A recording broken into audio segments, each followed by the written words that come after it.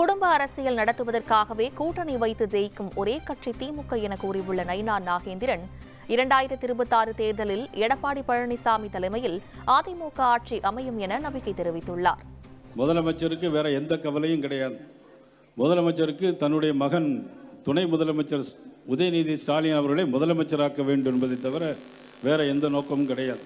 தேர்தல் நெருங்குவதால் வாக்கு வங்கிக்காக ஒரு அரசியல் நடத்துகிற ஒரு அரசு தான் திராவிட முன்னேற்ற கழக அரசு, முதலமைச்சர் மதிப்புக்குரிய ஸ்டாலின் அவர்கள் என்பதை நாம் யாராலும் மறுக்க முடியாது. இது ஒரு குடும்ப ஆட்சி நடைபெறுகிறது.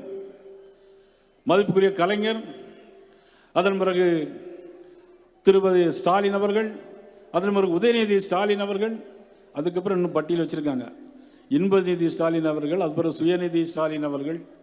இப்படி ஒரு குடும்ப ஆட்சி நடத்துவதற்காக ஒரு அரசு ஒரு கூட்டணி நடைபெற்றுக் கொண்டிருக்கிறது. நான் இன்று சொல்லுகிறேன், இந்த ராணிப்பேட்டையிலிருந்து நான் சொல்லுகிறேன், அனைத்து இந்திய அண்ணா திராவிட முன்னேற்ற கழகம், பாரதிய ஜனதா கட்சி, தேசிய ஜனநாயக கூட்டணி நிச்சயமாக 2026 ஆண்டு ஆட்சி அமைப்பது உறுதி.